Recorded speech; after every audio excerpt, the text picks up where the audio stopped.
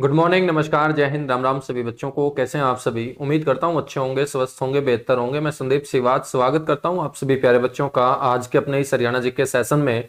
तो जितने भी बच्चे मेरे साथ जुड़ चुके हैं, उम्मीद करता हूँ आप और आपका परिवार एकदम स्वस्थ होंगे, तंदुरुस्त होंगे। तो एक बार सारे के सारे बच्चे कमेंट करके मेरे को क्लियर कर दीजिएगा कि ऑडियो वीडियो एकदम परफेक्ट है। और उसके बाद हम हिसार जिले को पढ़ना स्टार्ट करते हैं। हिसार जिले में पिछली क्लास में हम लोग पढ़ रहे थे शिक्षा और संस्थानों को, और सारे के सारे इंस्टीट्यूट जो संस्थान हिसार के अंदर थे वो मैं आप लोगों को बता चुका था। आज बच्चों हिसार के अंदर हम शुरुआत करेंगे टूरिस्ट कॉम्प्लेक्स की, पर्यटन स्थलों की। तो पर्यटन स्थलों को पढ़ते हुए फिर हम महान व्यक्तित्वों को पढ़ेंगे। फिर हिसार जिले के अंतर्गत आने वाले दो ऐतिहासिक शहर, जिसमें एक अग्रोहा और एक हांसी होगा, उसके बारे में चर्चा करेंगे। और फिर हिसार के महत्वपूर्ण जो तथ्य होंगे, इंपॉर्टेंट फैक्ट्स, वो हम कवर करेंगे। और आप सभी को यह भी पता होना चाहिए कि 22 जिलों में से 7 से 8 ऐसे जिले हैं हरियाणा के अंदर जो सबसे ज्यादा बातें कवर करते हैं। सबसे ज्यादा बातें कवर करने का मतलब जहां से सबसे ज्यादा क्वेश्चन आपके क्रिएट होते हैं। और पेपर में इन 7 से 8 जिलों से क्वेश्चन पक्का पूछा ही पूछा जाता है। ऐसा कोई पेपर नहीं होगा जहां पर इन जिलों से बच्चों क्वेश्चन पूछा ना गया हो, क्योंकि 22 में से ये 7 से 8 जिले पूरे हरियाणा की नजरों में रहते हैं। और सबसे ज्यादा एक्टिविटी पूरे दिन के अंदर यदि मैं बात करूं तो इन्हीं 7-8 जिलों के अंदर ज्यादातर देखी जाती है। तो एक बार सारे के सारे बच्चे कमेंट करके मेरे को बता दीजिएगा। और उम्मीद करता हूं आज से पहले जितनी भी अपनी क्लासेज हुई हैं अच्छे तरीके से आप लोगों की चीजें समझ में आ रही होंगी। फिर भी यदि कोई इश्यू आता है तो बेझिझक आप लोग बता दिया करो, ठीक है?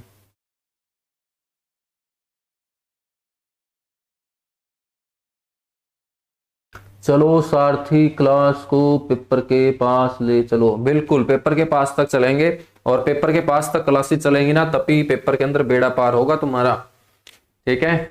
जल्दबाजी करोगे तो एक्सीडेंट हो जाएगा मेरे भाई, और एक ऐसा एक्सीडेंट होगा पूरी जिंदगी तुम पछताओगे फिर। तो चुपचाप पढ़ा करो, आराम से पढ़ा करो। चलिएगा आगे बढ़ेंगे, फिर पर्यटन स्थलों की हम चर्चा करेंगे।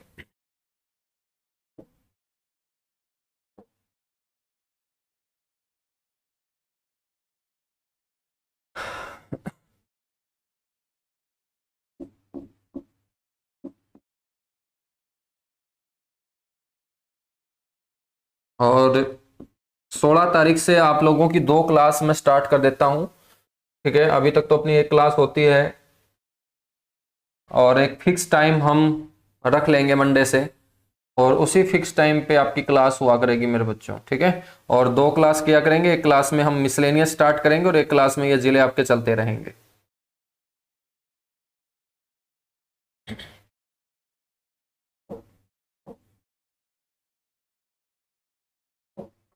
पर्यटन स्थलों में सबसे पहले यहां पर बात करते हैं एक मजार की, जिसका नाम है शेख जुनैद की मजार।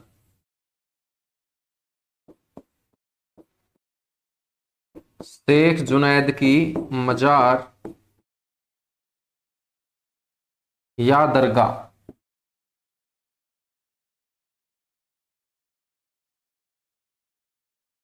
तो शेख जुनैद की मजार या जो दरगाह है बच्चों, ये कहाँ है? सर ये हिसार में। आगे एक और दरगाह हिसार में आपको ध्यान रखनी है, मीठा पीर की दरगाह। मीठा पीर की दरगाह जो है बच्चों, ये तलवंडी राणा में है। तलवंडी राणा गांव का नाम है। और ये गांव जब आप हिसार से बस में बैठ के बरवाड़ा की तरफ जाओगे, नरवाना की तरफ जाओगे, चंडीगढ़ की तरफ जाओगे, बीच रास्ते में हिसार से निकलते ही ये गांव आएगा। और इस गांव के अंदर एक बहुत बड़ा ब्रेकर आपको नजर आएगा, और उसी ब्रेकर के साथ लगती उल्टे हाथ वाली दिशा में बच्चों आपको ये दरगाह नजर आएगी। इसी को बोलते हैं मीठा पीर की दरगाह। तलवंडी राणा गांव हिसार के अंदर ये स्थित है, ठीक है? दरगाह के बाद हम बात करेंगे मकबरे की। तो मकबरा बड़ा इंपॉर्टेंट है, प्राण पीर बादशाह का मकबरा। आप सभी को पता होना चाहिए कि कब्र के ऊपर बनाया गया जो इमारत होगी, भवन होगा, कब्र के ऊपर खड़ी की गई इमारत को ही मकबरा बोलते हैं। और प्राण पीर बादशाह का जो मकबरा है,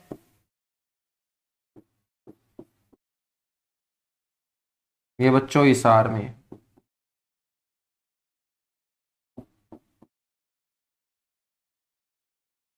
ठीक है, प्राण पीर बादशाह का जो मकबरा है ये कहाँ है? हिसार के अंदर। नेक्स्ट जो मकबरा होगा वो होगा 40 हाफिज का मकबरा।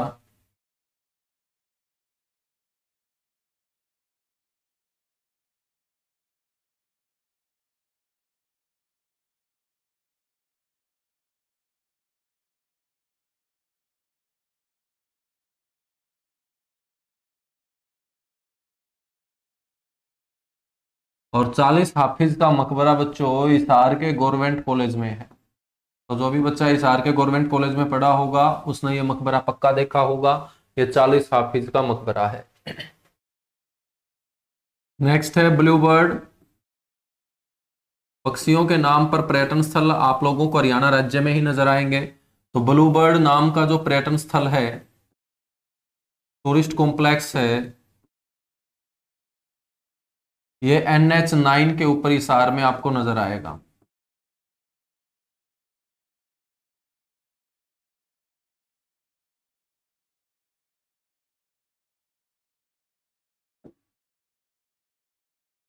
NH9 पर हिसार में ये क्या है, अस्थित है। ठीक है। ब्लू बर्ड के बाद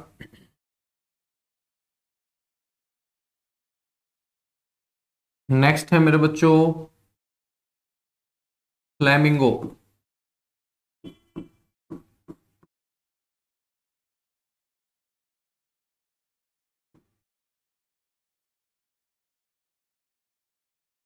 फ्लैमिंगो जो पर्यटन स्थल होगा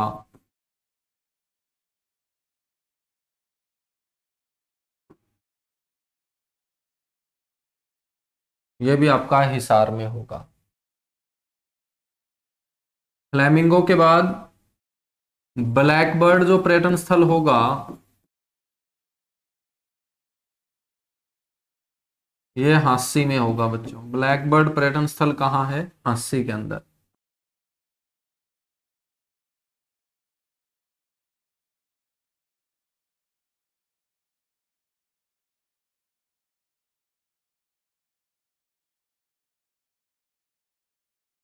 ब्लैक बर्ड के बाद बात करते हैं गुजरी महल की।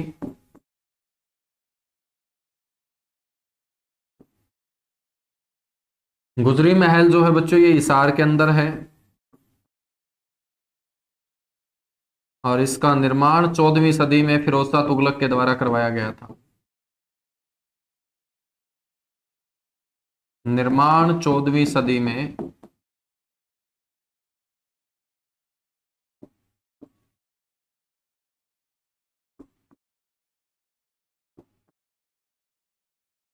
फिरोज शाह तुगलक द्वारा।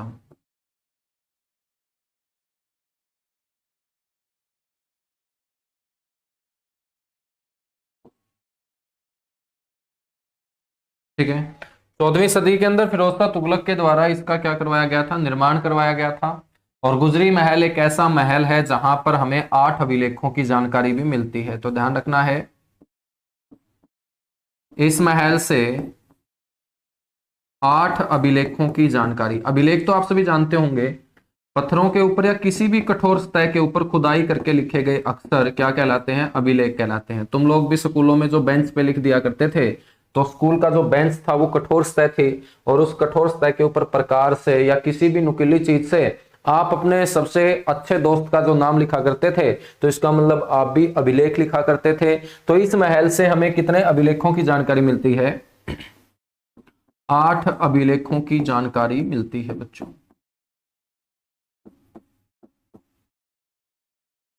8 अभिलेखों की जानकारी क्या होती है, प्राप्त होती है।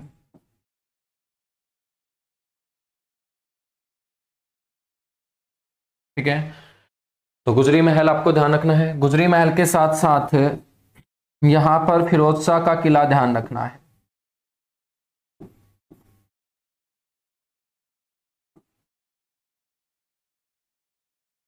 फिरोज शाह का किला जिसे हम हिसार ए फिरोजा के नाम से जानते हैं,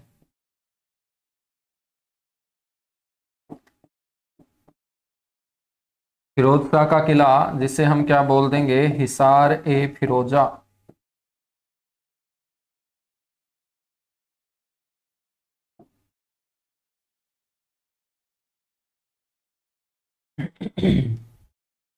बच्चों ये फिरोज शाह का जो किला है, ये फिरोज शाह तुगलक के द्वारा बड़ा लारस गांव की जमीन पर बनवाया गया था। जहां पर ये किला बनवाया गया था उस समय इस जगह को एक गांव का नाम मिला हुआ था और वो गांव था बड़ा लारस गांव। तो इसका निर्माण आपको ध्यान रखना है 14वीं सदी के अंदर बड़ा लारस गांव की जमीन पर। तो आपसे कभी ना कभी पक्का पेपर में पूछा जाएगा कि फिरोज शाह तुगलक ने हिसार के अंदर जो 1351 में किला बनवाया था वो कौन से गांव की जमीन पर बनवाया था। उस गांव का नाम था बड़ा लारस गांव। क्या था?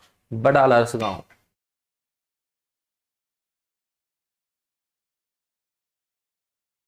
चलेगा भाई, बहुत अच्छे बहुत अच्छे। कैसे याद किया, कैसे याद किया। बाकी मेरा आपसे रिक्वेस्ट है कि आप अपना शुभ नाम जरूर बताएं, ठीक है। आप लोगों को समझ में आ रहा है, इससे बड़ी खुशी की बात नहीं है और सभी बच्चों को समझ में आएगा। यदि किसी भी बच्चे को कोई भी बात मेरी ना समझ में आए तो मेरे को वहीं पे रोक लेना है। आप लोगों को शर्माना नहीं है, ठीक है। आपको यह भी नहीं होना चाहिए कि मैं आसान सा क्वेश्चन पूछूं कहीं सर डांट ना दे, ठीक है। तो मैं आप लोगों को कभी डांटूंगा नहीं, ना आपके ऊपर कभी गुस्सा मेरे को होना आए। ऐसे ही मैं कोशिश करूंगा कि आप लोगों के ऊपर गुस्सा ना आए, ठीक है। और क्यों आएगा गुस्सा? जब आप आराम से पढ़ते रहोगे तो। वैसे गुस्सा मेरे को आता भी नहीं है ना। अब देखिएगा, फिरोज शाह का किला बड़ा लारस गांव की जमीन पर बनवा दिया गया। जब ये किला बनवाया गया फिरोज शाह तुगलक के द्वारा तो इस किले के 4 गेट थे मेरे बच्चों। कितने गेट थे? 4 गेट। और वो जो 4 गेट है ना वो काफी फेमस है हिसार के अंदर, जिसमें एक है तलाकी गेट, तलाकी गेट, एक है मोरी गेट, हिसार के अंदर ये जगह है। एक है बच्चों दिल्ली गेट, जो दिल्ली की तरफ खुलता था किले का गेट, उसे बोल देते थे दिल्ली गेट। और सबसे जो फेमस गेट है ना, हिसार वाले बच्चे तो अच्छे से जानते हैं, वो है नागौरी गेट। कौन सा गेट? नागौरी गेट। अब इसका नाम नागौरी पता है क्यों पड़ा है? क्योंकि नागौर जो है एक जिला है राजस्थान में, और राजस्थान के नागौर से आने वाले व्यापारी जब इस बड़ा लारस गांव की जमीन के अंदर एंटर करते थे, प्रवेश करते थे, तो वो इस किले के इस गेट से एंटर करते थे। तो नागौर से आने वाले व्यापारी जब भी किले के अंदर इस गेट से एंटर करते थे तो लोगों ने इस गेट का नाम ही क्या रख दिया? नागौरी गेट रख दिया। क्या रख दिया? नागौरी गेट, ठीक है। तो जल्दी से एक बार नोट कर लीजिएगा और डन लिखिएगा, उसके बाद आगे बढ़ेंगे।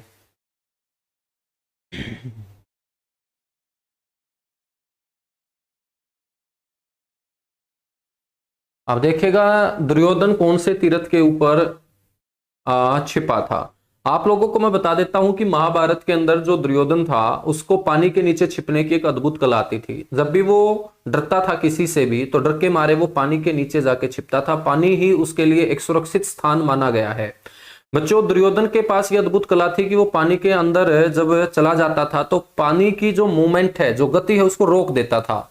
तो बाहर खड़े हुए आदमी को तो पानी के अंदर मूवमेंट नजर आती थी, लेकिन वास्तव में उस पानी की मूवमेंट को दुर्योधन क्या है? रोक देता था, जिसके चलते वो पानी उसके शरीर के किसी भी अंग में नहीं घुस पाता था। जब मूवमेंट ही नहीं होगी पानी की तो मेरे बच्चों पानी स्थिर हो जाएगा, तो सीधी सी बात है सामने वाले आदमी को परेशान नहीं करेगा। अब बात कर लेते हैं ये कहां कहां छिपा था। सबसे ज्यादा बार जो दुर्योधन छिपा था, जहां पानी के नीचे हम बात करें, वो ब्रह्म सरोवर था। आपसे पूछ ले कि महाभारत युद्ध के दिनों में कौन से सरोवर के पानी के नीचे दुर्योधन छिपा, तो आंसर आएगा ब्रह्म सरोवर, ठीक है। आपसे क्वेश्चन इस स्टेटमेंट में पूछ ले कि बताइएगा कौन से सरोवर के पानी के नीचे दुर्योधन छिपा था जब भगवान श्री कृष्ण ने उसका मजाक उड़ाते हुए उसे बाहर निकाला था। तो आप लोगों को ध्यान रखना है, करनाल का वो पराशर तालाब होगा जो बहलोलपुर गांव में बना हुआ है। जैसे जैसे मैंने क्वेश्चन की स्टेटमेंट बोली है इस तरीके से आपको पता होना चाहिए। फिर आपसे पूछ लेगा कि युद्ध के अंतिम दिन युद्ध मैदान से भागकर दुर्योधन कौन सी जगह पर बने हुए पानी के तालाब के नीचे छिपा, या तालाब के पानी के नीचे छिपा जहां पर भीम ने उसको ढूंढ कर निकाला, तो वो होगा डुंडू तालाब। डुंडू तालाब मतलब इक्कस गांव के अंदर। तो ये 3 क्वेश्चन आपसे पूछे जाएंगे, तीनों की स्टेटमेंट अलग अलग होगी, ठीक है। अब दुर्योधन किसी एक सरोवर के नीचे नहीं छिपा था, वो जींद के इक्कस गांव के अंदर भी बने हुए तालाब में छिपा था, वो बच्चों करनाल के बहलोलपुर गांव के अंदर बने हुए पराशर तालाब में भी छिपा था, लेकिन सबसे ज्यादा बार वो छिपा था कहां पर? ब्रह्म सरोवर कुरुक्षेत्र के अंदर। समझ में आई बात? ऐसे आपको पता होना चाहिए।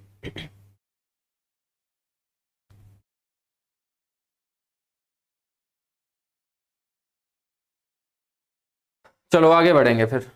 फिरोज शाह के किले के बाद अगला जो पर्यटन स्थल होगा यहां पर, वो होगा यहाँ एक मस्जिद। उस मस्जिद को बोलते हैं लाट की मस्जिद।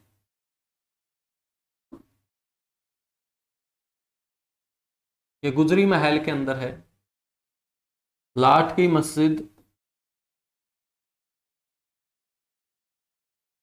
गुजरी महल। और गुजरी महल तुम्हें पता है कहाँ है? हिसार बस स्टैंड के ऊपर कभी गए हो तुम? हिसार बस स्टैंड के ठीक सामने पता है तुम्हें क्या है? हिसार बस स्टैंड के ठीक सामने है लिड्डो बार, और लिड्डो बार की बगल में क्या है? Petrol pump, Indian oil company का। और पेट्रोल पंप की बगल में क्या है? गुजरी महल का मेन गेट है। ठीक है बच्चों, तो हिसार बस स्टैंड के पास है ये गुजरी महल, और इस महल में एंटर करोगे तुम्हें एक मस्जिद नजर आएगी, उसी को बोलते हैं लाट की मस्जिद। नेक्स्ट है हिसार के अंदर, जहां पर छुट्टी वाले दिन सारे के सारे पीजी के लड़के और लड़कियां आपको यहां नजर आएंगे। जिंदल टावर, टावर का मतलब ऊंचाई होता है, और इस टावर के ऊपर चढ़ के पूरे हिसार की खूबसूरती को आप देख सकते हो, जहां ओम प्रकाश जिंदल के जीवन से जुड़ी हुई बातें भी इकट्ठी करके रखी गई हैं। तो इसे जिंदल टावर के नाम से जाना जाता है, और ये कहाँ है? हिसार में ही है।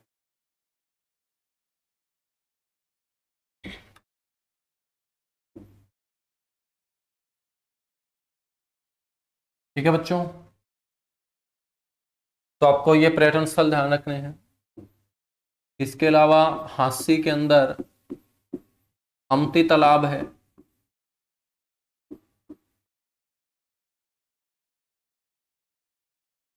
अमती तालाब कहाँ है? हांसी के अंदर है।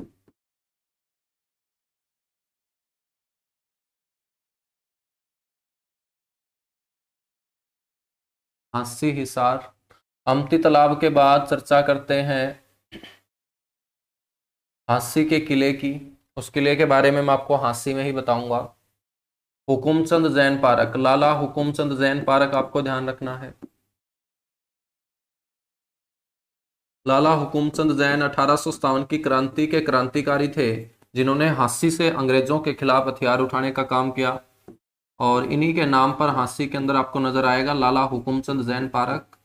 ये बच्चों हिसार में है, सॉरी हांसी हिसार में है।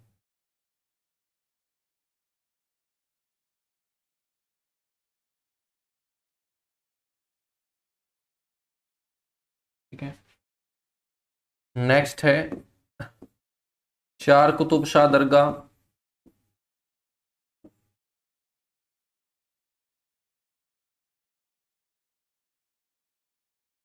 चार कुतुब शाह दरगाह,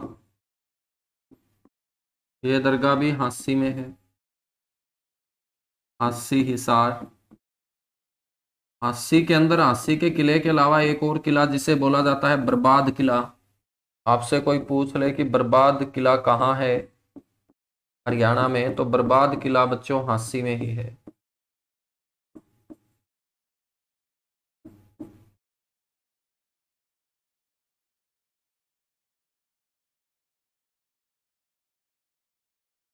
हांसी हिसार में है आपका बर्बाद किला।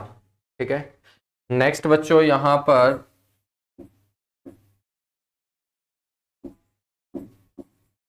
जहाज कोठी संग्रहालय है, जहाज कोठी म्यूजियम।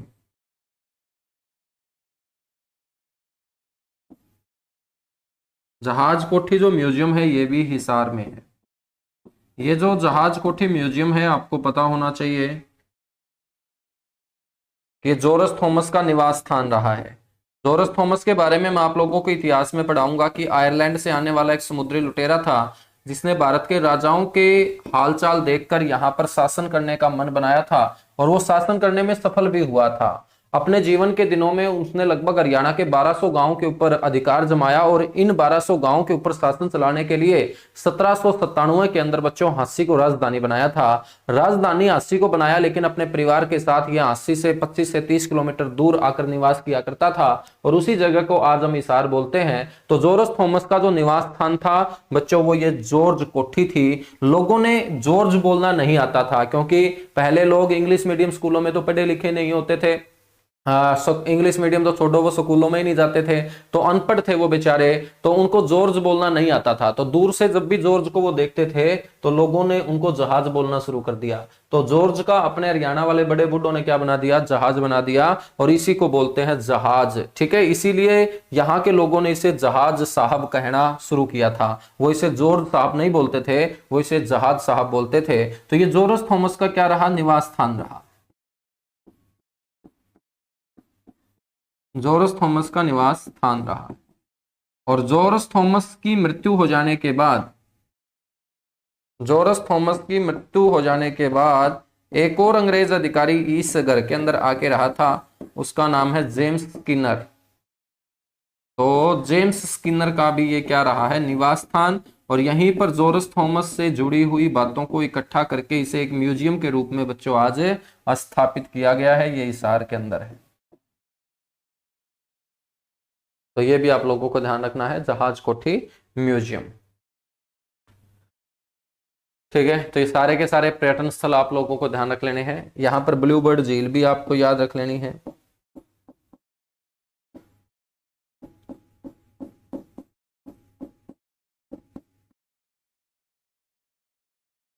ब्लू बर्ड झील ये आपकी एक कृत्रिम झील है हिसार के अंदर। नेशनल हाईवे 9 के ऊपर ही ये बच्चों स्थित है।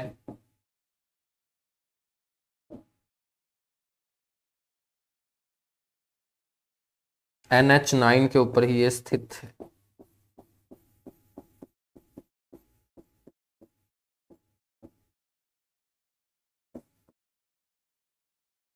चलेगा, चर्चा करते हैं अब यहां पर महान व्यक्तित्वों की।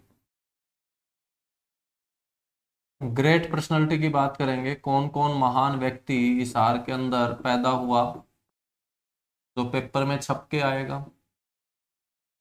महान व्यक्तित्व में सबसे पहले हम कुछ लड़कियों की बात कर लेते हैं ना। लड़कियों को सबसे पहले देखेंगे हम। सबसे पहले आपको ध्यान रखना है शिवांगी पाठक।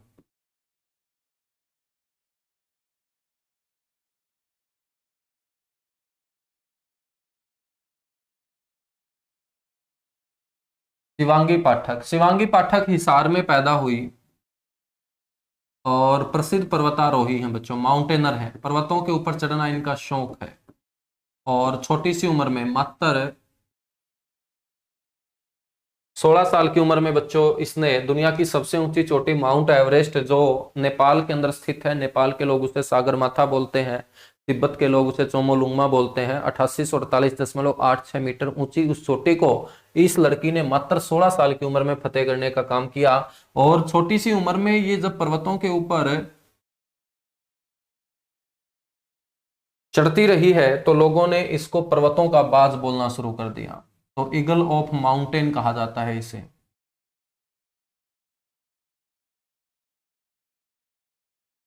ईगल ऑफ माउंटेन, बाज जो ऊंचाई को छूते हैं, ईगल ऑफ माउंटेन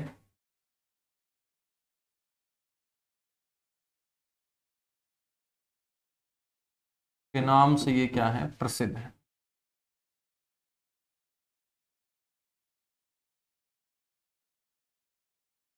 शिवांगी पाठक के बाद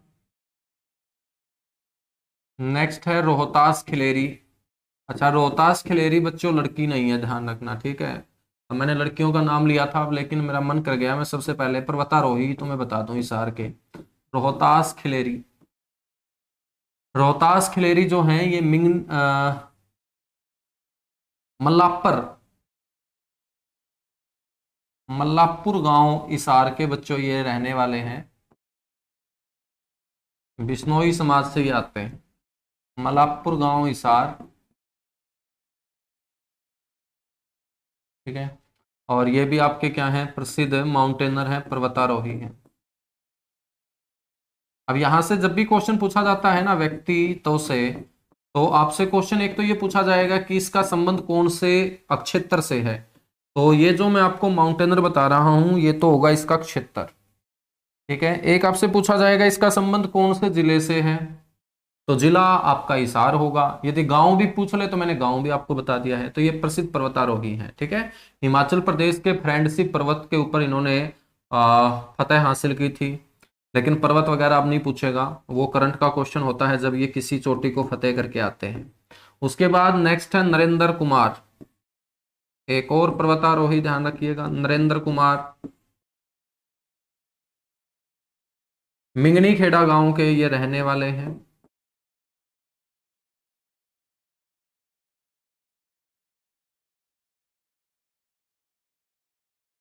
मिंगनी खेड़ा गांव,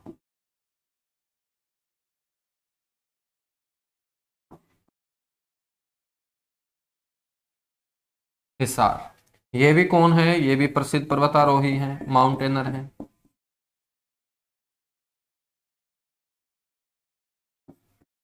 प्रसिद्ध पर्वतारोही हैं। ठीक है। नरेंद्र कुमार के बाद नेक्स्ट नाम है बच्चों यहाँ पर अनिता कुंडू का। अनिता कुंडू का नाम तो आप सारे के सारे जानते ही होंगे, हरियाणा पुलिस के अंदर सब इंस्पेक्टर के पद पर कार्यरत हैं। फरीदपुर गांव की ये बेटी हैं और मेरी तो बच्चों ये रिश्तेदारी में है। ठीक है, मेरी ये मौसी लगती हैं। तो अनिता कुंडू जो है ये आपको ध्यान रखना, फरीदपुर गांव की बेटी है।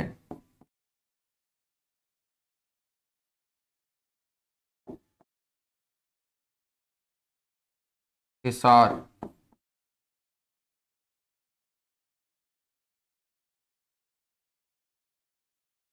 3 बार एवरेस्ट पे फतेह करने वाली पहली भारतीय महिला है। 3 बार एवरेस्ट की चढ़ाई। ठीक है। और 3 बार जो एवरेस्ट के ऊपर चढ़ाई की है वो 2013 में, 2017 में और 2019 में। ठीक है बच्चों। नेपाल व चीन, नेपाल व चीन दोनों तरफ से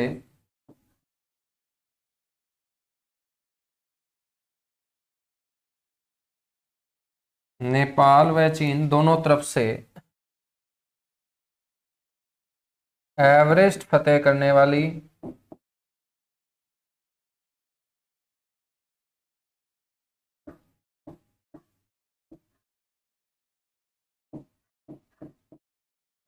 प्रथम भारतीय महिला है।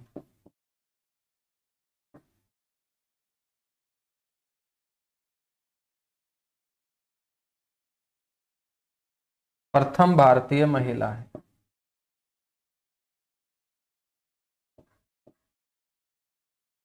तो बच्चों अभी तक जितने भी पर्वतारोहियों ने एवरेस्ट को फतेह किया वो नेपाल की तरफ से चढ़ाई करके किया, क्योंकि नेपाल की तरफ से चढ़ाई करना आसान है। चीन की तरफ से चढ़ाई करना जोखिम भरा है, जान का रिस्क है। ठीक है, और कभी भी मौत के दर्शन हो सकते हैं। लेकिन अनीता कुंडू ने 2017 के अंदर चीन की तरफ से भी एवरेस्ट को फतेह किया। 2013 में इन्होंने नेपाल की तरफ से एवरेस्ट को फतेह किया था। और चीन की तरफ से एवरेस्ट को फतेह करते ही ये दोनों तरफ से दुनिया की सबसे ऊंची चोटी माउंट एवरेस्ट को फतेह करने वाली पहली भारतीय महिला पर्वतारोही हो जाती है। अनीता कुंडू के बारे में आपको ये बातें पता होनी चाहिए। अनीता कुंडू बच्चों एक सिक्योरिटी कंपनी है, सिक्योरिटी इंटेलिजेंस सर्विस, SIS जिसे हम बोलते हैं, या सीसा भी बोलते हैं, SISA। और एक गांव है मथुरा के पास, उत्तर प्रदेश के मथुरा के पास एक गांव है वात्सल्य। उस वात्सल्य गांव और सीसा कंपनी की जो एक सिक्योरिटी इंटेलिजेंस कंपनी है, इन दोनों के दोनों फील्ड की ये क्या है, ब्रांड एम्बेसडर हैं। तो सिक्योरिटी इंटेलिजेंस सर्विस एजेंसी सीसा को ये प्रमोट करती हैं, उसकी ये ब्रांड एम्बेसडर हैं। और वात्सल्य गांव की बेटियों को भी ये क्या है, अपने जैसा बनाना चाहती हैं। तो उस गांव ने भी अनीता कुंडू को ब्रांड एम्बेसडर अपने गांव का बना रखा है। तो ये भी आप लोगों को नोट कर लेना है। उसके बाद आगे बढ़ेंगे, जल्दी से डन लिखिएगा।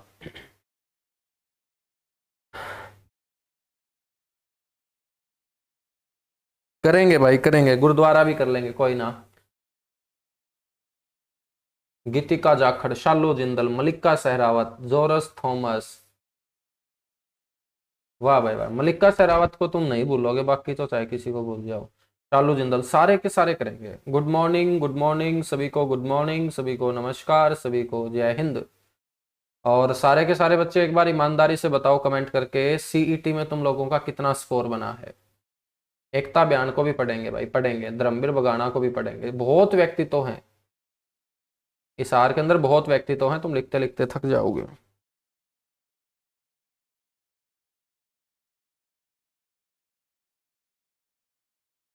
67, 62, 64, 73, बहुत अच्छे। यानी कि जिसका भी स्कोर 60 प्लस जा रहा है, बहुत अच्छा तुम लोगों का स्कोर है। आप फेसबुक इंस्टाग्राम से दूर रहें, क्योंकि वहां पर खतरनाक विचारों के लोग रहते हैं। वहां पर आप लोगों को बहुत ज्यादा डीमोरलाइज कर दिया जाएगा।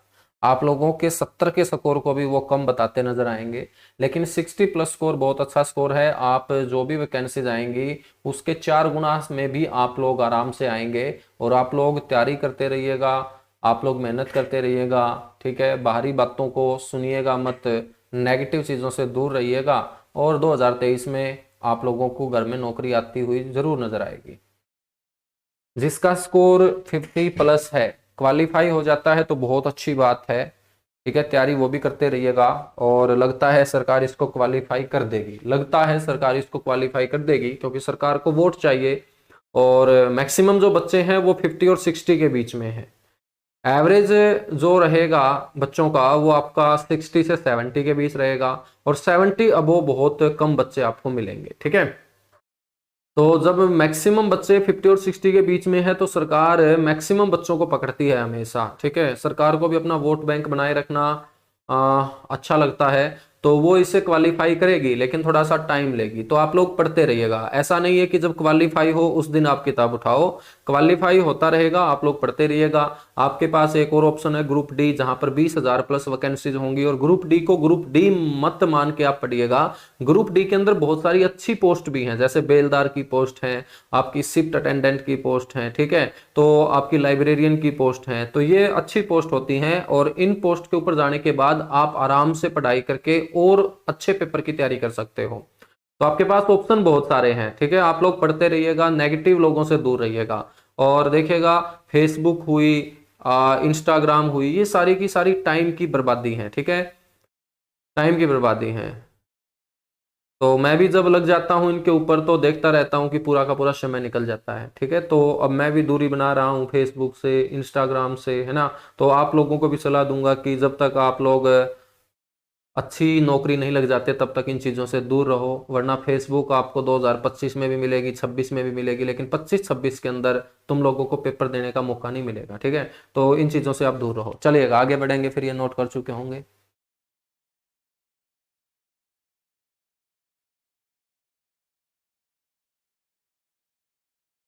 देखिएगा, ऑब्जेक्शन लगाना जरूरी है।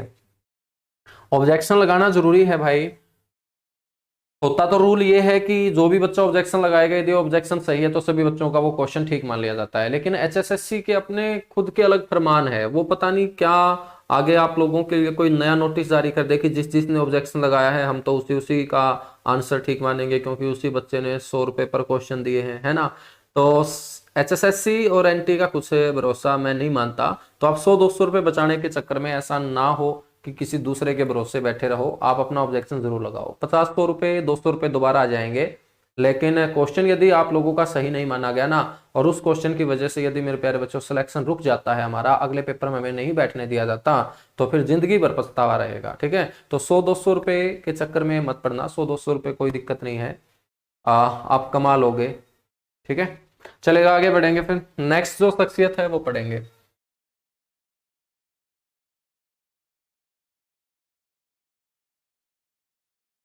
एक है बच्चों मीनू रानी।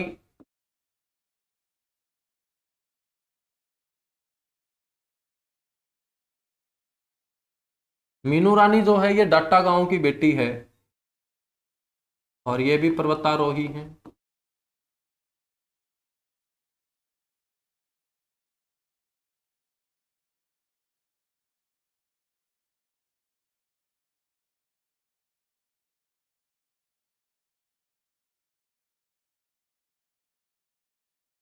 टाटा गांव हिसार। मीनू के बाद नेक्स्ट आपको ध्यान रखना है साइना नेहवाल।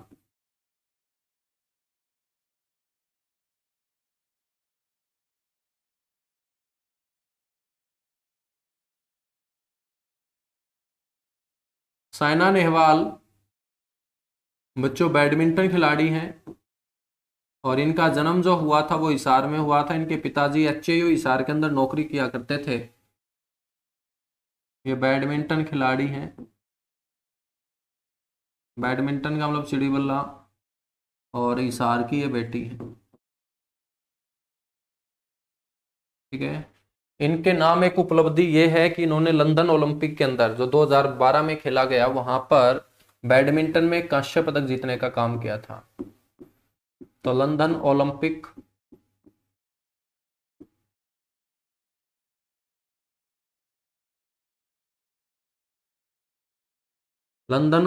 2012 कौन सा मेडल इन्होंने जीता था? कांस्य पदक।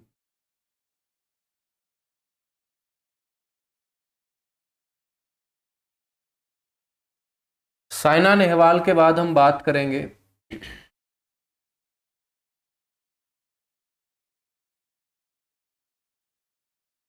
साइना नेहवाल के बाद हम बात करेंगे स्वीटी बुरा।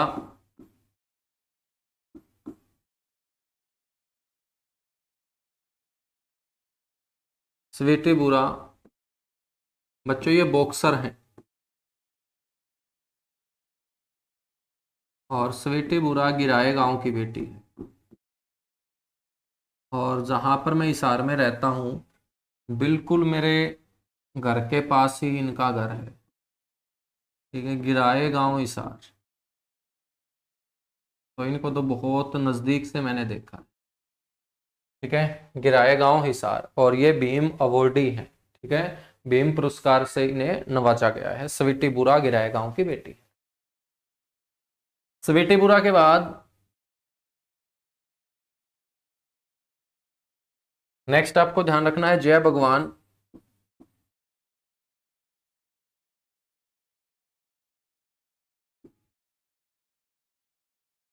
जय भगवान भी प्रसिद्ध बॉक्सर हैं बच्चों।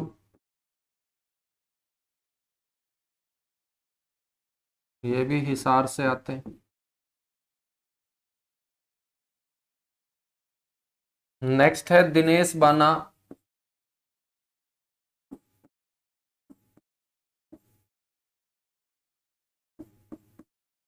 दिनेश बाना ये बच्चों क्रिकेटर हैं। ये भी हिसार से आते हैं।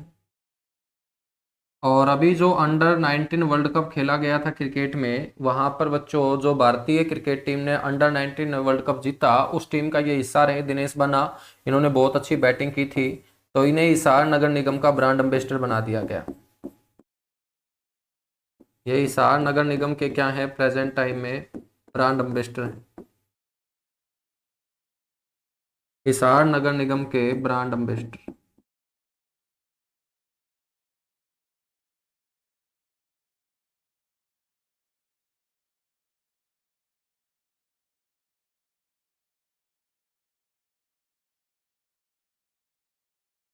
ठीक है, तो हिसार नगर निगम के ये क्या है मेरे बच्चों ब्रांड एम्बेसडर हैं दिनेश बाना। नेक्स्ट है मनविंदर बिस्ला।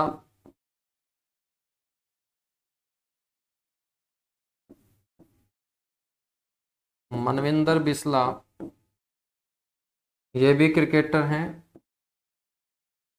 आईपीएल के अंदर ये ओपनिंग करते हुए आप लोगों को नजर आए होंगे। कोलकाता नाइट राइडर केकेआर जो शाहरुख खान और जूही चावला की फ्रेंचाइजी है। मनविंदर बिस्ला जो है बच्चों ये भी कहाँ से आते हैं सर? हिसार से आते हैं।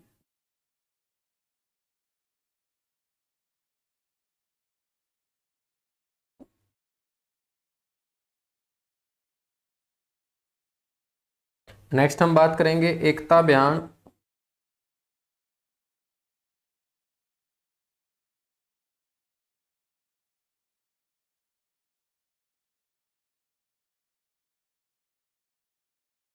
पैरा शॉट पुट प्लेयर है बच्चों, पैरा शॉट पुट प्लेयर हैं। ये भी कहाँ से, हिसार से। नेक्स्ट हम बात करेंगे शमीम शर्मा की।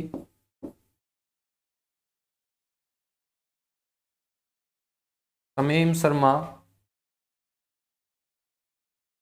हास्य कवियत्री हैं, हास्य कवियत्री और लेखिका हैं। एक बार पेपर में आपसे ये क्वेश्चन पूछा गया था कि शमीम शर्मा का संबंध किससे है, तो आपको बोलना है हास्य कवियत्री हैं ये, ठीक है, लेखिका हैं। और इनके जो लेख होते हैं वो पिल्लर की तरह मजबूत होते हैं, तो इनको हरियाणा में स्तंभ लेखिका के नाम से जाना जाता है।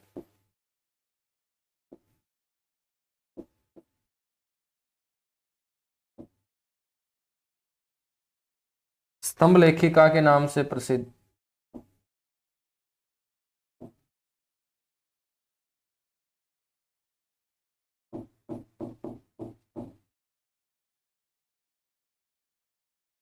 स्तंभ लेखिका के नाम से बच्चों ये क्या है, प्रसिद्ध है।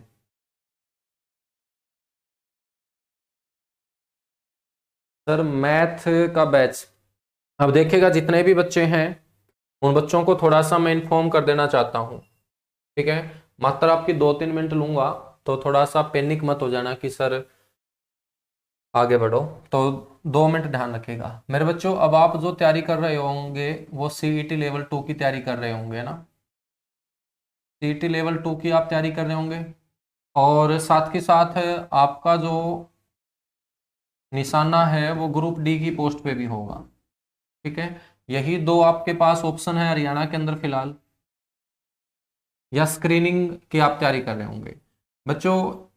ये जो आपके पेपर हैं साफ साफ क्लियर हो चुका है कि एनटीए के द्वारा, नेशनल टेस्टिंग एजेंसी के द्वारा लिए जाएंगे। और नेशनल टेस्टिंग एजेंसी का जो पेपर पैटर्न अभी आया है वो आप लोगों ने देख लिया होगा, और इस पेपर पैटर्न के आधार पे हम चले तो 5 सब्जेक्ट आपके सबसे मेन रोल अदा करेंगे। 5 जो सब्जेक्ट होंगे आपके वो सबसे मेन रोल अदा करेंगे, जिसके अंदर एक हरियाणा जीके होगी, एक आपकी हिंदी होगी, एक आपकी रीजनिंग होगी, एक आपका मैथ होगा, और एक आपकी इंग्लिश होगी, ठीक है बच्चों। 25 नंबर की हरियाणा जीके, टेंशन फ्री रह जाना, ठीक है, कोई टेंशन लेने की जरूरत नहीं है, भड़क लेने की जरूरत नहीं है, कोई किताब खरीदने की तुम्हें मेरे अलावा जरूरत नहीं है, ठीक है। हिंदी जो है बच्चों ये 15 नंबर की रहेगी, रीजनिंग भी 15 नंबर की रहेगी, मैथ भी 15 नंबर का रहेगा, और इंग्लिश भी 15 नंबर की रहेगी। तो टोटल आप काउंट करोगे तो बच्चों ये 5 सब्जेक्ट आपके 85 क्वेश्चन कवर कराएंगे। तो आपको आगे जो तैयारी करनी है इन 5 सब्जेक्ट को बहुत अच्छे तरीके से आपको मजबूत करना पड़ेगा, है ना। अब देखिएगा मजबूत कैसे होंगे, मजबूत ऐसे होंगे जैसे तुम हरियाणा जीके मेरे से पढ़ रहे हो। हरियाणा जीके आप कैसे पढ़ रहे हो, आप स्पेशल बैच में पढ़ रहे हो मेरे से, स्पेशल बैच के अंदर आप मेरे से पढ़ रहे हो। स्पेशल का मतलब क्या होता है, स्पेशल का मतलब ये होता है कि टीचर को आजादी रहती है कि वो कितना भी पढ़ाए, जब तक बच्चे पढ़ना चाहते हैं तब तक वो पढ़ाता रहेगा, इसी को स्पेशल बोलते हैं, ठीक है। जब तक बच्चों का इंटरेस्ट बना रहेगा, बच्चा बोलेगा कि मेरी और तैयारी करवाइएगा, मैं और पढ़ना चाहता हूं, मैं ये टॉपिक करना चाहता हूं, इसी को स्पेशल बोलते हैं। और जब बच्चे के इंटरेस्ट के ऊपर बात आती है या टीचर के पढ़ाने के ऊपर इंटरेस्ट पे बात आती है, तो वो सब्जेक्ट कम से कम मेरे बच्चों 80 से 90 घंटे का हो जाता है। 80 से 90 घंटे का वो क्या हो जाता है, सब्जेक्ट हो जाता है, ठीक है। यहां पर तो हम हरियाणा जी के लगभग 150 घंटे पढ़ेंगे, 150 घंटे हम पढ़ेंगे मेरे बच्चों, ठीक है। तो 150 घंटे जब हम हरियाणा जी के पढ़ के निकलेंगे ना, तो मार्केट की किसी भी किताब को उठा लेना, आपको वो किताब आसान लगनी अपने आप स्टार्ट हो जाएगी, क्योंकि आपने स्पेशल बैच के अंदर एंट्री की है। और स्पेशल बैच का मतलब है कि उस सब्जेक्ट के अंदर हमें कम से कम 80 से 90 घंटे दिए हैं। और किसी भी सब्जेक्ट को हम जब 2.5 से 3 महीने या 3.5 महीने दे देते हैं, उसके बाद बच्चों मार्केट की हर किताब जो उस सब्जेक्ट से रिलेटेड होगी वो अपने आप क्या लगनी स्टार्ट हो जाएगी, आसान लगनी स्टार्ट हो जाएगी। समय के ऊपर ही चीजें आसान होती हैं। जब आप किसी चीज को समय दोगे तो वो अपने आप आपको क्या लगनी स्टार्ट हो जाएगी, आसान लगनी स्टार्ट हो जाएगी। जब आप समय ही नहीं दोगे तो वो आपको क्या लगनी स्टार्ट हो जाएगी, मुश्किल लगनी स्टार्ट हो जाएगी। ठीक है, हरियाणा जीके मुश्किल किसको लगती होगी, जिस बच्चे ने आज तक हरियाणा जीके को समय ही नहीं दिया होगा, और जिस बच्चे ने सबसे ज्यादा समय हरियाणा जीके को दिया होगा, आज वो बच्चा मार्केट में बोलता है कि हरियाणा जीके तो बहुत आसान है। आसान कुछ नहीं है इस धरती के ऊपर, बस डिपेंड करता है कि आप किसको कितना समय दे रहे हो। ठीक है, अब देखिएगा हिंदी भी आपका स्पेशल सब्जेक्ट बन चुका है, क्योंकि नंबर ऑफ क्वेश्चन है, जहां पहले 7 से 8 पूछे जाते थे अब डबल कर दिए गए हैं, अब आपसे 15 क्वेश्चन पूछेगा। रीजनिंग में जहां पर 8 से 9 क्वेश्चन पूछे जाते थे, ये डबल कर दिए गए हैं 15। मैथ के अंदर जहां पहले 7 से 8 क्वेश्चन पूछे जाते थे, डबल कर दिए गए हैं 15। और इंग्लिश के अंदर जहां 5 क्वेश्चन पूछे जाते थे, 3 गुना कर दिए इंग्लिश, तो 15। तो बच्चों ये जो 4 सब्जेक्ट बचे हुए हैं, ये भी स्पेशल की कैटेगरी में आ चुके हैं। और यदि आप लोग अच्छी तैयारी करना चाहते हैं तो आपको स्पेशल तरीके से पढ़ना पड़ेगा। आप किसी भी एप्लीकेशन के ऊपर कंबाइंड बैच मत लीजिएगा, कंबाइंड बैच आपका भला नहीं करेगा, ये ध्यान रख लेना। क्योंकि कंबाइंड बैच के अंदर इंग्लिश 25 से 30 घंटे करवाई जाती है, हिंदी जो है वो 15 से 20 घंटे पढ़ाई जाती है, रीजनिंग जो है वो 40 घंटे पढ़ाई जाती है, मैथ की मैं बात करूं तो 60-65 घंटे पढ़ाया जाता है। जब कंबाइंड बैच में इतना समय देने के बाद आप पेपर में जाओगे तो इंग्लिश के आप 7 से 8 ही ठीक कर पाओगे, मैथ के भी 6 से 7 क्वेश्चन ठीक होंगे, रीजनिंग हो सकता है आपकी थोड़ी प्रैक्टिस ज्यादा हो तो यहां 10 से 12 क्वेश्चन आप ठीक कर लोगे, हिंदी के अंदर भी आपके 7 से 8 क्वेश्चन ठीक हो पाएंगे।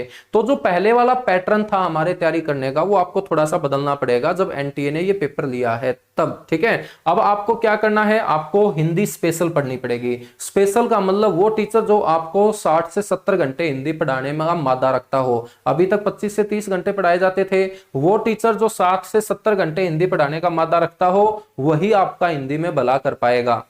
रीजनिंग जो टीचर 70 से 80 घंटे पढ़ाने का मादा रखता हो, वही टीचर आपका भला कर पाएगा। मैथ जो 100+ घंटे में आपको पूरा का पूरा सिलेबस अच्छे तरीके से अच्छी आप लोगों को मेरे बच्चों क्वेश्चन सीरीज दे के प्रैक्टिस करवाने का मादा रखता हो, वही आपके 15 में से 14 या 15 क्वेश्चन ठीक करवा पाएगा।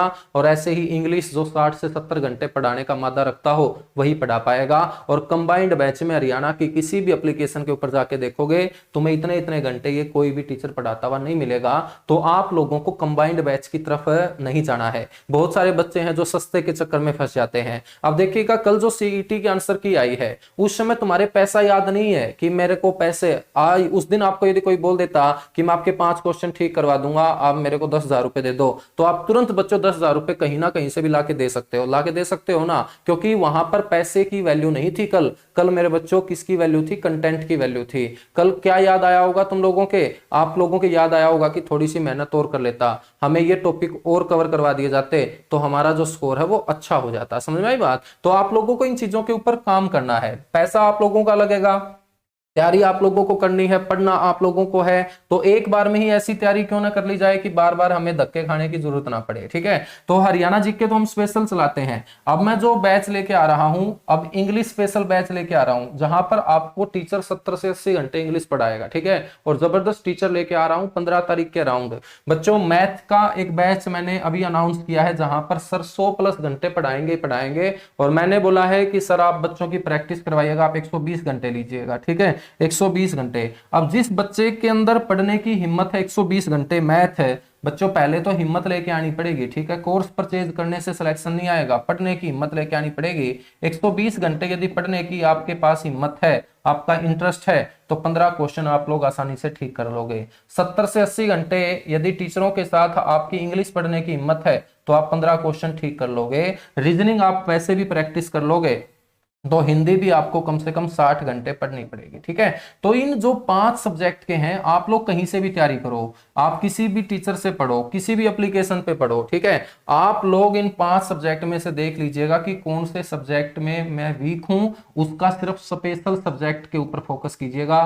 कंबाइंड मत जाइएगा कि इसमें 12 टीचर पढ़ा रहे हैं, 15 टीचर पढ़ा रहे हैं, चाहे 200 टीचर पढ़ाए। यदि 200 टीचर लग के भी तुम्हारा पेपर क्लियर नहीं करवाते हैं, तो फिर वहां संख्या नहीं देखी जाती है। ठीक है, तो आप लोगों को लॉलीपॉप दिए जाते हैं, आप लोगों को बड़ी बड़ी बातें बोली जाती है। इस कैमरे के सामने आके बड़ी बड़ी बातें कोई भी फेंक सकता है, क्योंकि मेरे बच्चों सिर्फ कैमरा है और एक आदमी है, कुछ भी बोले उसकी आजादी है, मर्जी है। ठीक है, लेकिन यदि बड़ी बड़ी बातों के ऊपर तुम लोग अट्रैक्ट हो जाओगे, तो वो आप लोगों को ले बैठेंगे एग्जाम के अंदर। आज तक यही तो होते आया है। ठीक है, यही तो होते आया है। तो आप स्पेशल तैयारी कीजिएगा, मैं सिर्फ यही बोलूंगा बोलूंगा, और आपकी ये 5-7 मिनट मैंने ली है इसके लिए मैं सॉरी बोलूंगा। फिर भी किसी बच्चे को कोई इश्यू है, कोई प्रॉपर गाइडेंस आपको चाहिए, तो जितना मेरे को एक्सपीरियंस होगा मैं आप लोगों को के साथ जरूर शेयर करूंगा।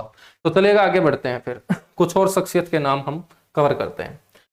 समीम शर्मा के बाद तो स्पेशल पढ़िएगा भाई, मैं तो यही बोलता हूं कि एक बार पढ़ना पड़ेगा, 3-4 महीने एक बार मेहनत करनी पड़ेगी, उसके बाद कभी मेहनत करने की आपको नौबत नहीं आएगी, आप लोग आराम से नौकरी लग जाओगे।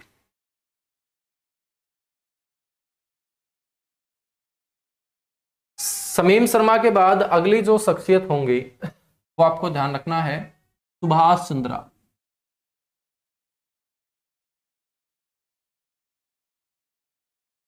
सुभाष चंद्रा, सुभाष चंद्रा जो है ये मेरे बच्चों प्रसिद्ध बिजनेसमैन है।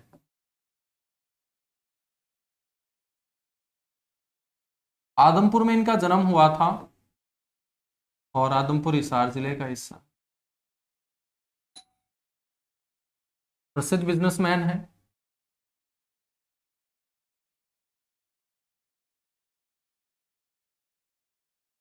आदमपुर, आदमपुर हिसार में इनका जन्म हुआ बच्चों। सुभाष चंद्रा जो है ये जी समूह, जितने भी आपके चैनल आते हैं टीवी के ऊपर जिनके आगे जी लगा होता है, जी सिनेमा, जी क्लासिक, जी न्यूज, ये सारे के सारे जी वाले चैनलों का मालिक है सुभाष चंद्रा। तो जी समूह और साथ ही साथ एक ग्रुप है Essel group, ESSEL, Essel group. Zee समूह व एसएल ग्रुप के ये क्या है,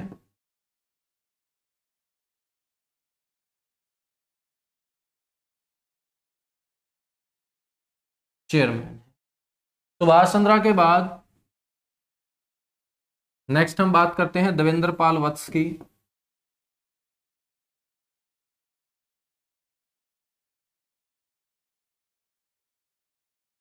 जिसे हम डीपी वत्स बोलेंगे, देवेंद्र पाल वत्स। पुराना गांव के ये रहने वाले हैं, पुराना गांव हिसार, और ये वर्तमान में राज्यसभा सांसद हैं। तो 5 राज्यसभा सांसद हरियाणा से रहते हैं, उन 5 में देवेंद्र पाल वत्स भी। बीजेपी पार्टी से इनका नाता है।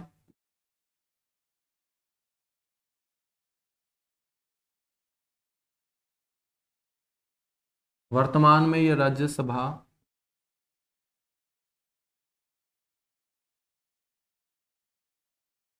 सांसद हैं। देवेंद्र पाल वत्स के बाद नेक्स्ट है ईसा खन्ना।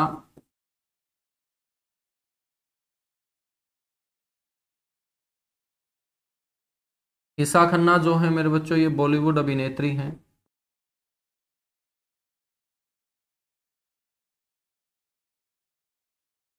ईसा खन्ना बॉलीवुड अभिनेत्री हैं, पेपर में पूछी जा चुकी है, ध्यान रखना। ईसा खन्ना, हिसार से बच्चों इनका संबंध है।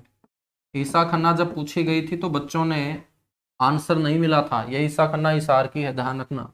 ईसा खन्ना के बाद नेक्स्ट है यशपाल शर्मा। यशपाल शर्मा बॉलीवुड अभिनेता है मेरे बच्चों।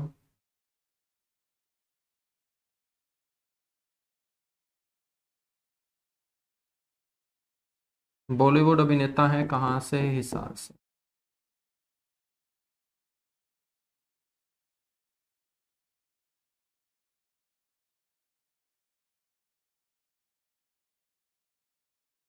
यशपाल शर्मा के बाद बलजिंदर कौर।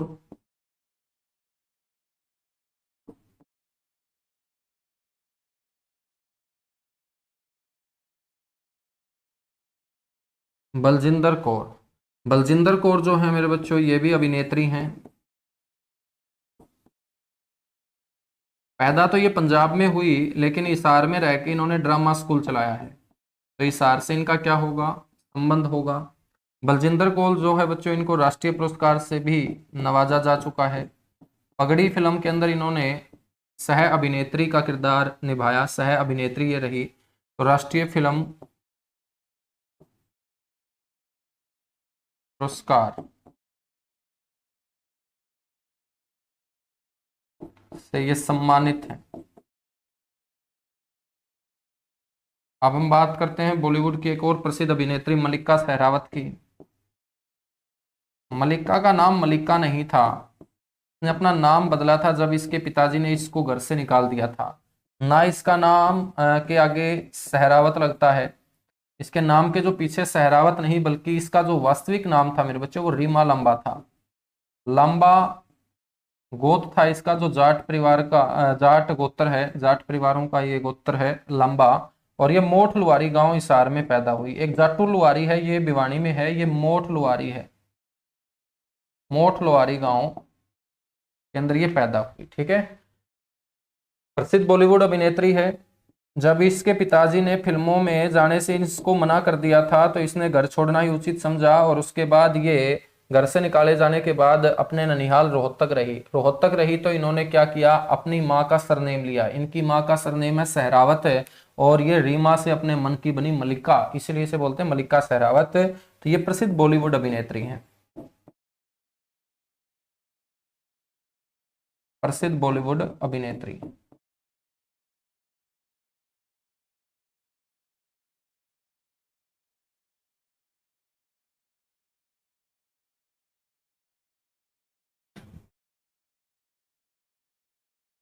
चलेगा। मल्लिका शेरावत के बाद हम बात करते हैं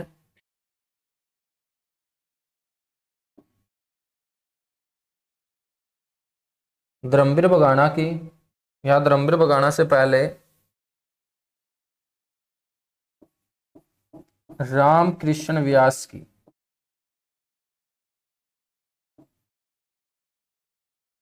रामकृष्ण व्यास नारनौंद हिसार में पैदा हुए।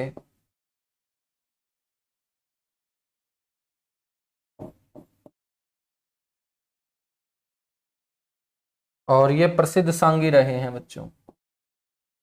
तो पेपर में पूछा गया है रामकृष्ण व्यास का संबंध किस क्षेत्र से, तो आपको बोलना है सवांग से या सांग से। ये प्रसिद्ध सांगी रहे हैं। रामकृष्ण व्यास के बाद नेक्स्ट शख्सियत ध्यान रखनी है धर्मवीर बगाना।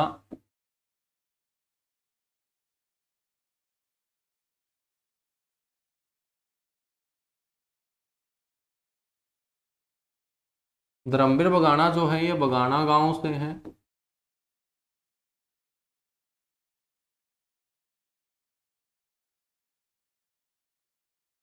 और ये वर्तमान में राजकीय सांगी हैं बच्चों।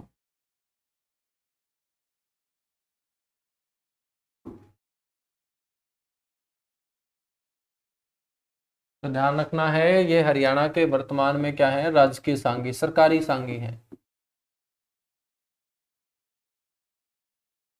तो सांगियों की भी भर्ती निकलती है।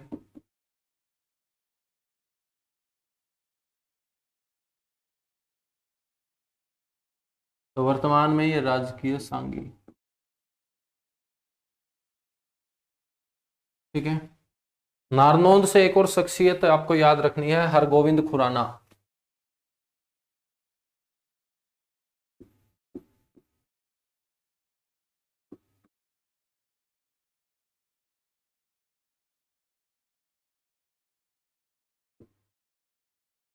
हरगोविंद खुराना, हरगोविंद खुराना जो है इनका संबंध कहाँ से है, नारनौंद से।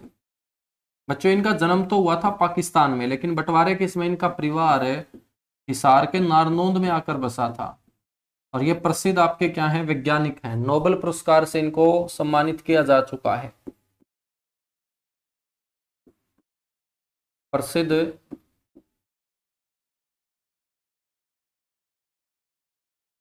नोबेल पुरस्कार से सम्मानित वैज्ञानिक।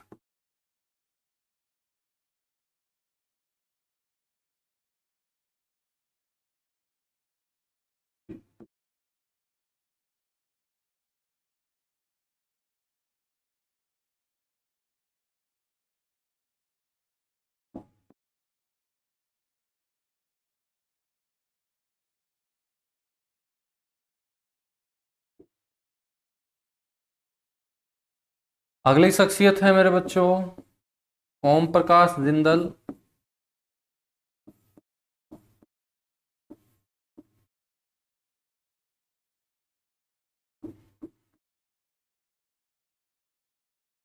ओम प्रकाश जिंदल, ओम प्रकाश जो जिंदल है, इनका जन्म हुआ नलवा के अंदर।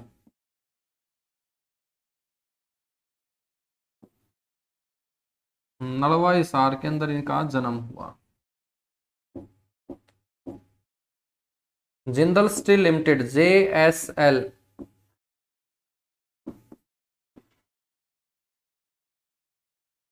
कंपनी के ये क्या रहे, संस्थापक रहे। जिंदल स्टील लिमिटेड कंपनी के संस्थापक रहे ओम प्रकाश जिंदल, और इन्हीं को बोला जाता है स्टील किंग ऑफ हरियाणा।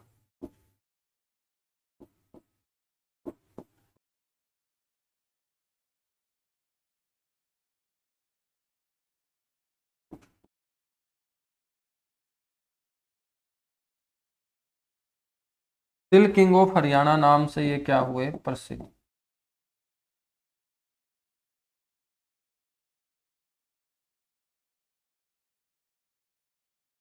ठीक है।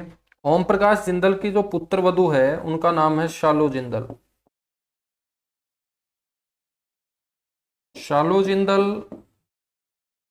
क्यों याद रखनी है, क्योंकि मेरे बच्चों ये कुचिपुड़ी नृत्य की प्रसिद्ध नृत्यांगना है।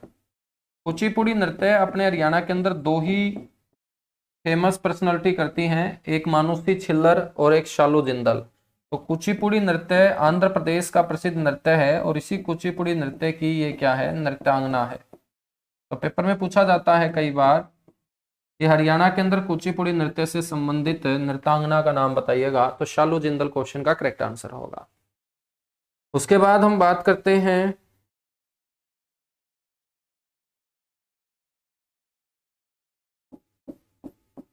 गीतिका जाखड़ की।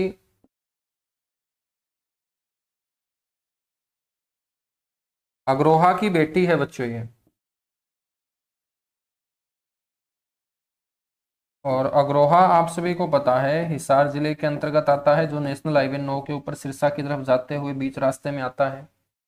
गीतिका जाखड़ जो है ये अर्जुन पुरस्कार जीतने वाली पहली हरियाणवी रेसलर है। अर्जुन पुरस्कार प्राप्त करने वाली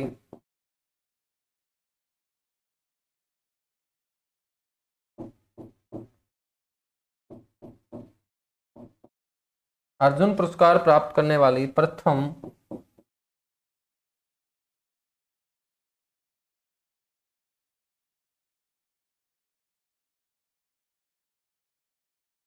हरियाणवी रेसलर। कुश्ती के अंदर सबसे पहले अर्जुन पुरस्कार जो मिला वो गीतिका जाखड़ को मिला, और 2006 के अंदर इसको अर्जुन पुरस्कार से नवाजा गया था। अग्रोहा से ही आती हैं कृष्णा पुनिया।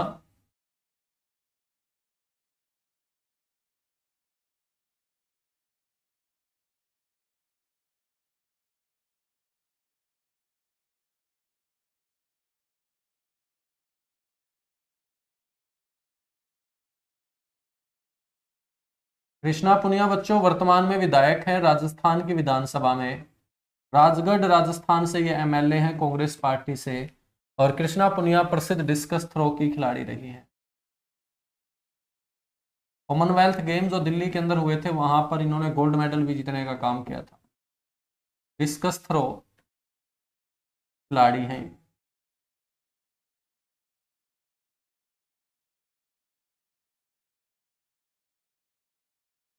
कृष्णा पुनिया के बाद नेक्स्ट है जैन विद्वान लोहाचार्य। हरियाणा के अंदर जैन धर्म का प्रचार और प्रसार करने का जो श्रेय जाता है वो इसी विद्वान को जाता है, लोहाचार्य। तो जैन विद्वान लोहाचार्य का जन्म कहाँ हुआ था, अग्रोहा में ही हुआ था, अग्रोहा हिसार।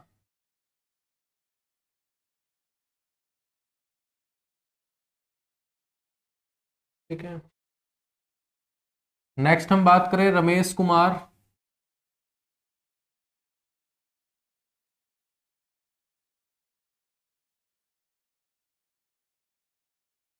किरमारा गांव के मेरे बच्चों रहने वाले रमेश कुमार हरियाणा पुलिस के अंदर इंस्पेक्टर के पद पर काम करते हैं और ये प्रसिद्ध कबड्डी खिलाड़ी रहे हैं। भारतीय कबड्डी टीम का नेतृत्व भी इन्होंने किया, कैप्टन भी ये रहे। तो कबड्डी खिलाड़ी हैं रमेश कुमार।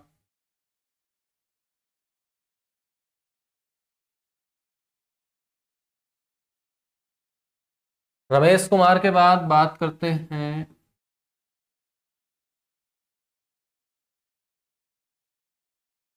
चौधरी कृपाराम की।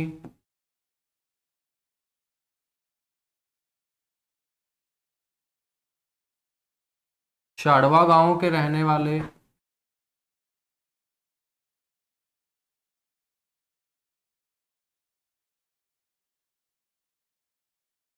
स्वतंत्रता सेनानी रहे हैं, फ्रीडम फाइटर।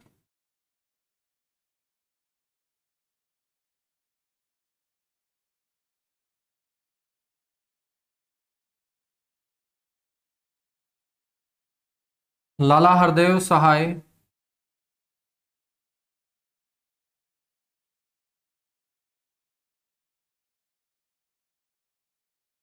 चर्चा करें लाला हरदेव सहाय की। तो लाला हरदेव सहाय का जन्म भी कहाँ हुआ? सातरोड गांव के अंदर। बच्चे इस गांव का नाम सातरोड इसलिए है क्योंकि इस गांव से कितने रोड निकलते हैं? 7 रोड। सातरोड गांव, लाला हरदेव सहाय सातरोड गांव से, ये भी क्या रहे हैं? स्वतंत्रता सेनानी रहे हैं। स्वतंत्रता सेनानी के साथ साथ इन्होंने कुछ अखबार भी निकाले और 1936 में इनके द्वारा एक अखबार निकाला गया था, ग्राम सेवक। 1936 में ग्राम सेवक और 1941 में अकेला सेवक।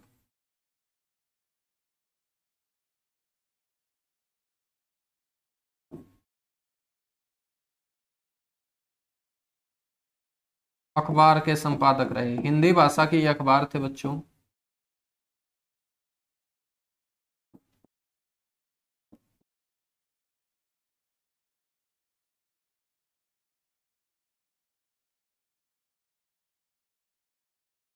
क्या रहे? संपादक रहे। लाला हरदेव सहाय तक हम बातें कवर कर चुके हैं। लाला हरदेव सहाय के बाद ब्रह्मानंद।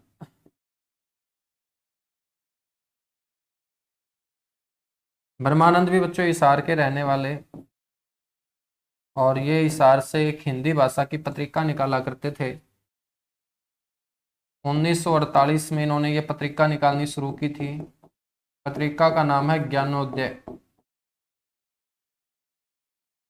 1948 में ज्ञानोदय नामक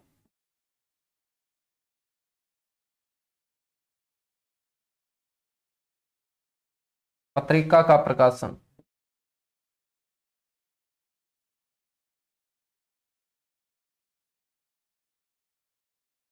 ठीक है। नेक्स्ट है मेरे बच्चों बाबू परमानंद।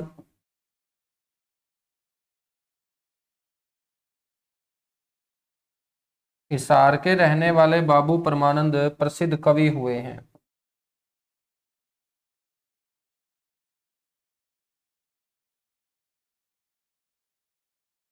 और अपनी कविताओं के माध्यम से इन्होंने आचार्य विनोबा भावे द्वारा शुरू किए गए बुदान आंदोलन का जो प्रचार है वो घर घर में करने का काम किया था। तो ध्यान रखना है।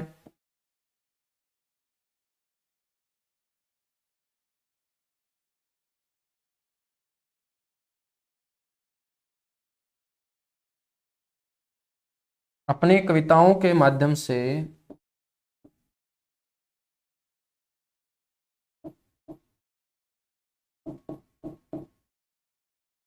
बुदान आंदोलन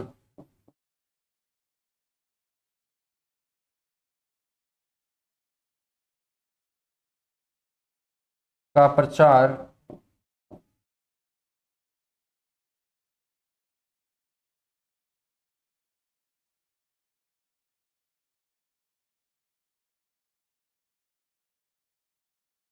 करने वाले रहे हैं बाबू परमानंद।